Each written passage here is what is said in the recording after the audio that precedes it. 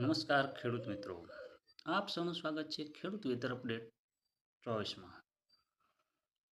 આજે 8 ઓગસ્ટના ગુજરાતના હવામાનની વાત કરીએ તો હવામાન વિભાગના તાજા અપડેટ મુજબ ગુજરાતમાં ચોમાસાની વરસાદી ગતિવિધિ આગામી દિવસોમાં પણ ચાલુ રહેવાની શક્યતા છે.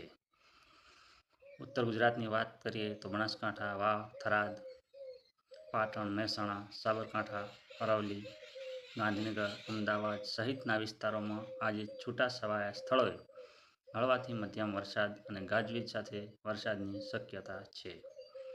ખાસ કરીને વાવ, થરાદ અને બનાસકાંઠા વિસ્તારમાં વરસાદની ગતિવિધિ જોવા મળી શકે છે. જોકે દરેક વિસ્તારમાં સરખો વરસાદ પડે તે જરૂરી નથી.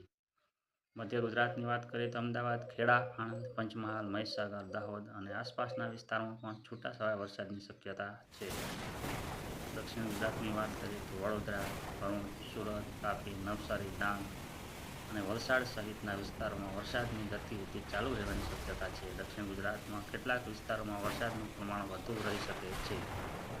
સૌરાષ્ટ્ર અને કચ્છમાં રાજકોટ, જામનગર, પોરબંદર, જૂનાગઢ, અમરેલી, ભાવનગર, મોરબી, દ્વારકા, ગીર સોમનાથ અને કચ્છ સહિતના વિસ્તારોમાં પણ છૂટાછવાયા વરસાદની શક્યતા છે. તો મિત્રો, આ હતી આજની ગુજરાતની તાજી હવામાન માહિતી. વધુ હવામાન અપડેટ માટે વિડીયો લાઇક કરો, ચેનલને સબસ્ક્રાઈબ કરો અને ખેડૂત મિત્રો સુધી આ માહિતી જરૂર પહોંચાડો. જય જવાન, જય કિસાન.